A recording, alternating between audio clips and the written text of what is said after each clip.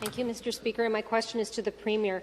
Mr. Speaker, back even as the pandemic was just unfolding, sadly, many in the sector, and some of us included, predicted that this was going to be a result in a massacre of the vulnerable and the old. And I, for one, wish that was not true, and I know we all do.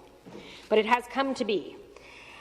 The Premier said yesterday that he was shocked by this report from the armed forces.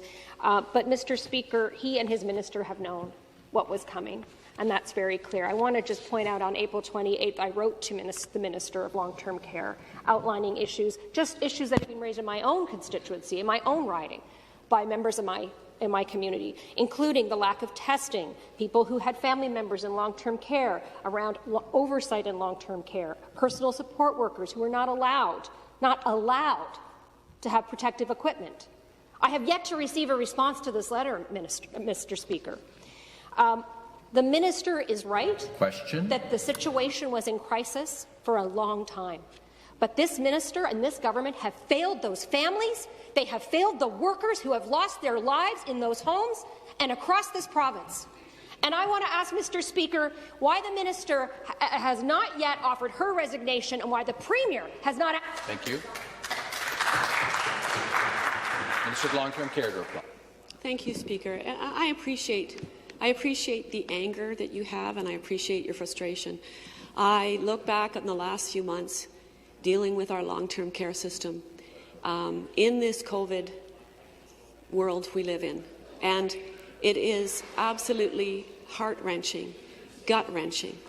And as a physician who spent 30 years not only looking after our vulnerable people, but looking after members of my own family, to insinuate that I sat there and did nothing is absolutely incomprehensible to me when I know the truth. I know the reality. I know the commitment that our government has had. I know the commitment that I have had. And that is why I am here, and that's why we took every measure, every tool, all the emergency orders, everything was on the table. We acted swiftly and decisively, and COVID is a beast.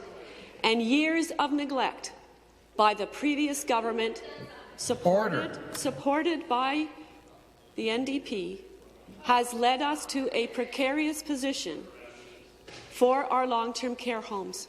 COVID-19 is a beast. It's been a beast around the world. And our government has been committed. It is committed now. It will be committed in the future to making sure that we transform health care and long-term care for our most vulnerable.